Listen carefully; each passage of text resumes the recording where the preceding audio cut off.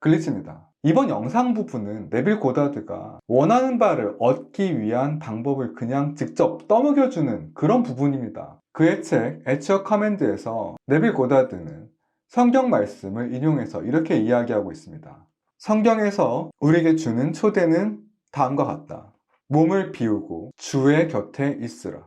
여기서 몸이 말하는 것은 당신에 대한 과거의 개념이다. 그리고 여기서 주라는 것은 존재에 대한 인식이다. 제가 계속 말씀드리는데 이 네빌 고다드의 존재에 대한 의식이라는 말은 내가 나보다 더 거대한 것의 일부이다 라는 그런 인식을 말하는 겁니다.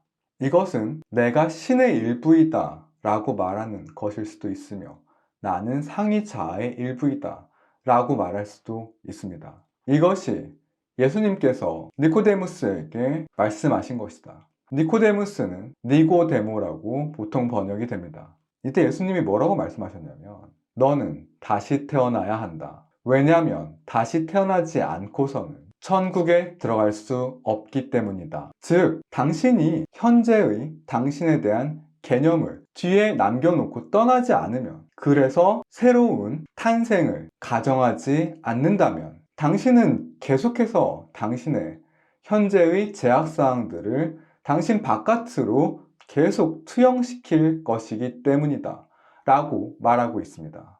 그래서 당신이 외부로 표출하는 것, 이렇게 당신이 외부로 투영하는 것을 바꿀 수 있는 단 하나의 유일한 방법은 당신의 의식을 바꾸는 것입니다. 왜냐하면 이 의식이라는 것은 당신 주변에 있는 사물들에게 그 스스로를 영원히 구체화시키는 것이기 때문입니다. 인간의 세상은 그 세세한 하나하나 전부 다 그의 의식이 바깥으로 투영되는 것입니다. 당신이 거울을 깨서 당신의 반사된 모습을 파괴할 수 없는 것처럼 당신은 당신의 환경이나 당신의 세상을 파괴할 수도 없는 겁니다. 당신의 환경과 그 안에 있는 모든 것은 당신의 의식 속의 당신을 반영하는 것입니다. 당신이 그 의식 속에 있는 한 당신은 그 의식을 외부 세계에 투영할 것입니다. 이것을 머릿속에 염두에 둔 채로 이제 당신 자신을 재평가하세요. 인간은 자기 자신에게 너무 낮은 평가를 해오고 있습니다. 그러면서 이제 성경의 민수기의 거인과 메뚜기에 대한 이야기를 하고 있는데 이 이야기의 결론은 이겁니다. 다른 말로 하자면 당신은 타인에게 무엇이냐면 자신에게 그런 것이에요. 즉, 당신 자신이 스스로를 메뚜기라고 여긴다면 당신 자신은 메뚜기처럼 타인에게 보일 것이고, 당신 스스로를 거인이라고 여긴다면 당신은 타인에게 거인이 된다는 겁니다. 그러므로 당신은 당신보다 더 거대한 것의 일부입니다. 그러니까 인간으로서가 아니라 당신이 당신보다 더 거대한 것이라는 것을 깨달으십시오.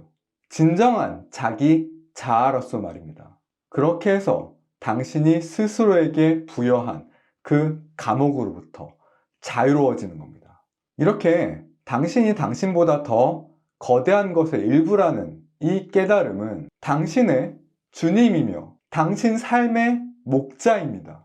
그러므로 주님은 나의 목자이시며 내게 원할 것이 없으리라 라는 말은 이러한 점을 고려해 봤을 때 진정으로 이해가 되는 거예요.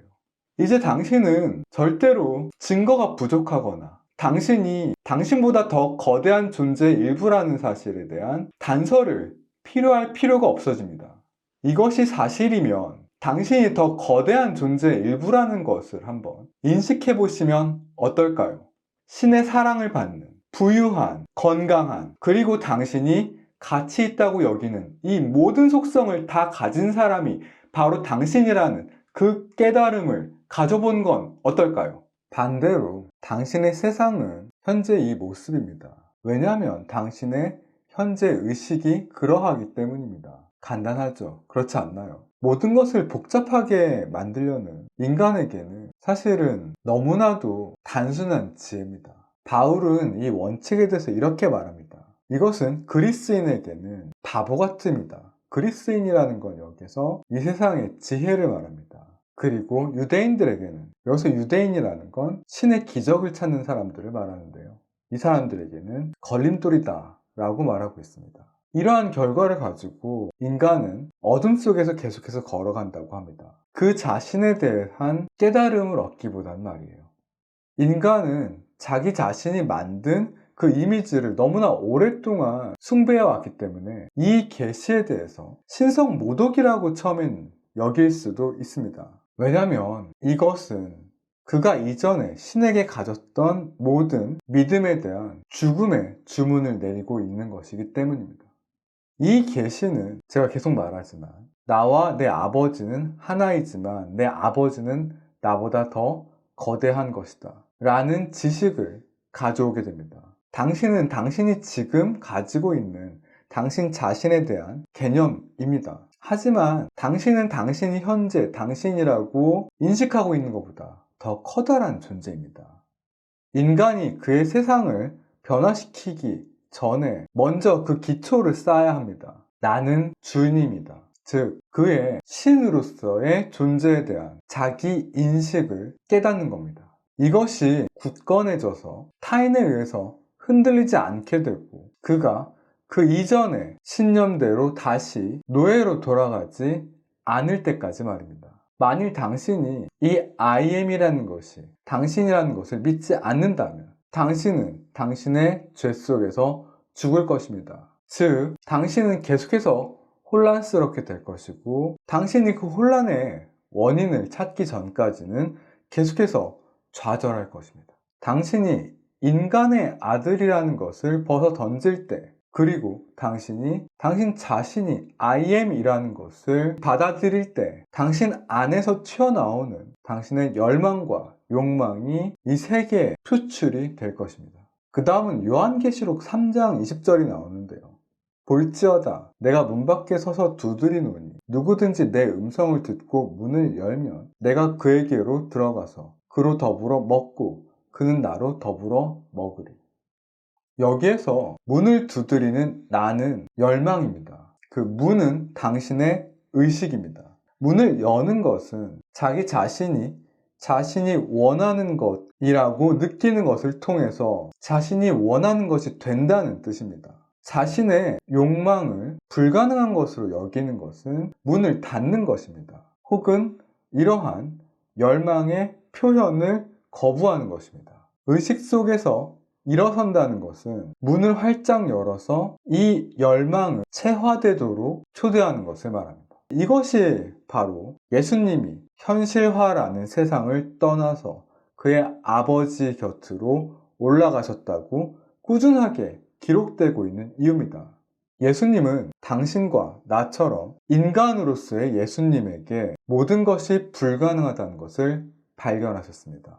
하지만 그의 아버지가 원하는 것의 의식의 상태라는 것을 발견한 후에 예수님은 예수님의 의식을 뒤에 남겨둔 채 떠나신 겁니다. 그리고 의식에서 일어나셔서 욕망하는 상태로 올라가신 거예요.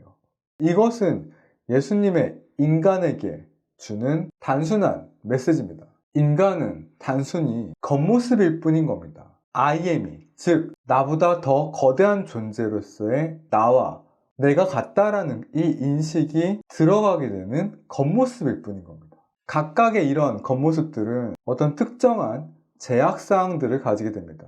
이러한 제약사항들을 초월하기 위해서는, 그래서 외부로 표출하기 위해서는 당신은 현재의 제약으로부터 당신의 주목을 거두고 당신 자신을 당신이 원하는 것과 같게 되었다라는 그 느낌 속에 동화시켜야 됩니다. 어떻게 이 욕망이 그 자신을 구체화시킬 것인가는 아무도 알 수가 없습니다. 이 새롭게 얻어진 의식은 당신이 알지 못하는 방법을 가지고 있습니다. 어떻게 이 의식이 자신을 체화시킬 것인가, 즉 세상에 드러낼 것인가에 대해서는 숙고하지 마세요. 왜냐하면 이 세상에 어떤 인간도 어떻게 체화될 것인가를 알 만큼 현명하지 않기 때문입니다.